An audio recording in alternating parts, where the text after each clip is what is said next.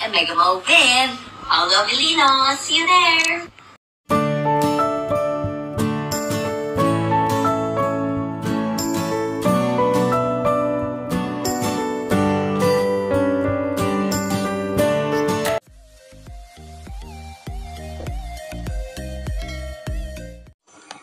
Hey guys, update Paolo Avellino and Kem Chu.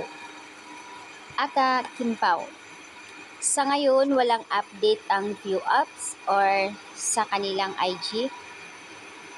Pero kahapon ay nagiging usap-usapan sa social media at nagpo-post ang ibang mga admin na kung saan ay magkasama raw ang dalawa sa Cebu.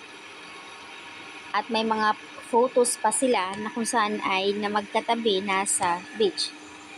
So, may katotohanan kaya ito guys or mga dilulu lang dahil nga adik ang mga Kim Pao fan.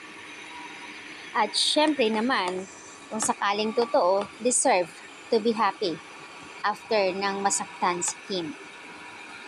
But anyways, thank you for loving Kimi and Pao, Kim Pao fan, but my main priority is their happiness.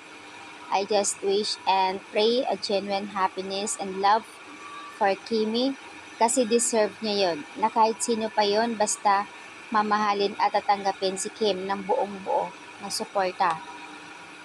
Kung ano man yung mga dilulu na mga Kim Pao fan at syempre mahal na mahal nila ang mains. Kung ano pa yung mga sinasabi nila may katotohanan man o wala. Kilig kami doon.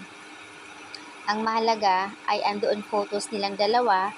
Siyempre, pampakilig vibes, masaya na rin ang lahat. I love Kimi kasi yan talaga andyan si Pao sa buhay niya ngayon. Bagay na bagay silang dalawa.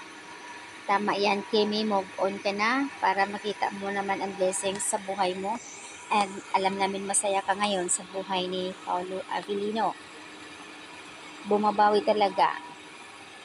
Sa post naman ni OG Diaz, kumakailan lang ay nag-post si OG na sinasabi niya, kino-confirm talaga niya na hiwalay na nga ang Paunin. At syempre, may namumuo na raw na something love dito sa Kim Pao.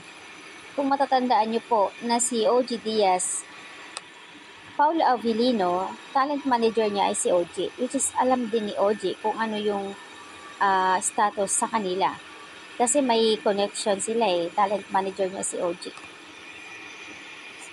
Kaya magdiwang ang lahat ayon sa iba. Kung sakali man, masaya ang lahat ng mga Kim Pao fan dahil dito sa kanilang tambalan. Hiling ng karamihan na sana, hindi na patagalin ng Dreamski PH or sino man, magkakaroon ng project ang dalawa. Excited talaga.